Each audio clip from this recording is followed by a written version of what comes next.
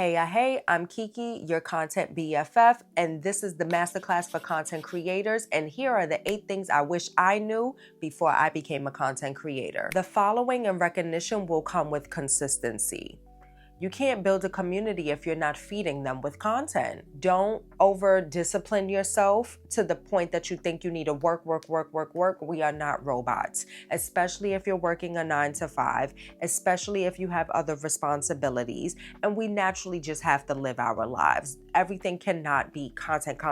Having a consistent posting schedule was able to help me. So once I started with 2 to 3 times a week, I was able to build the rest of the week for myself and my needs, and I was able to be the best content creator I could ever be. Create for people you don't know. Your friends and your family are already a part of your community. And this is something that I really had to learn the hard way, guys. I was like, hey, you're watching my stories, but you're not liking, you're not commenting. And these aren't things that they are supposed to do. My friends are not my audience. And once I had to take a step back, take a breather, and really focus on the fact of hey, just because you know me already does not mean you have to support me. The people that truly want to support me will be there for me. And that also helped me kind of wean out who was really my friends and who wasn't. Just saying. I'm filming for you guys. I'm not filming for my mama and them. Community that you already have, love them down,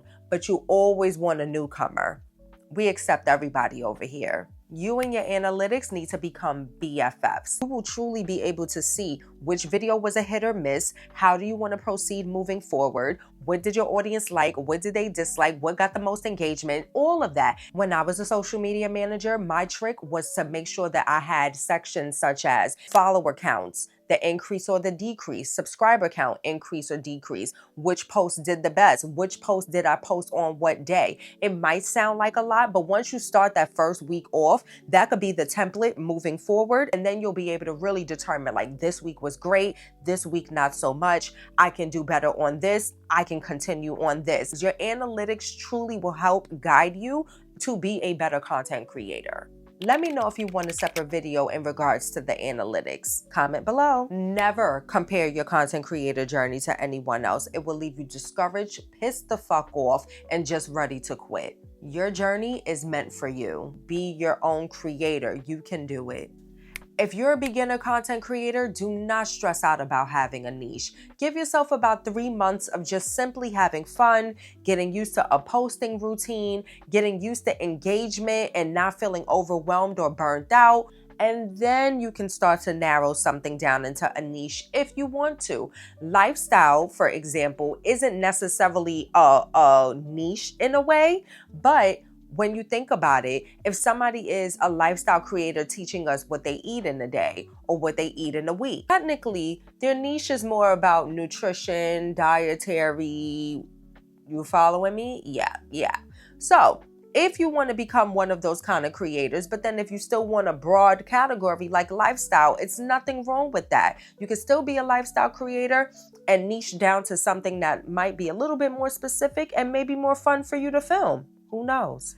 Batch content based off of your schedule. Choose one day out of the week to conceptualize your videos.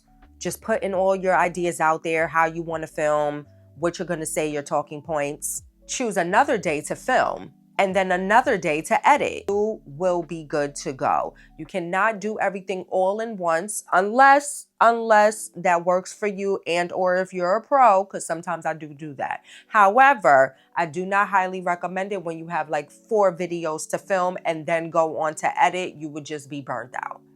When you separate things and break it down and work according to your schedule, you will be able to batch like a pro. I also will link my batching like a pro video down below. For TikTok and Instagram, don't repeat the same hashtags for every video. Use hashtags pertaining to what the video is about. Some might think that that's simple, but hear me out. General hashtags is what the post is about. The niche tags are the niche that you are in. Location-based tags are the location that you are in.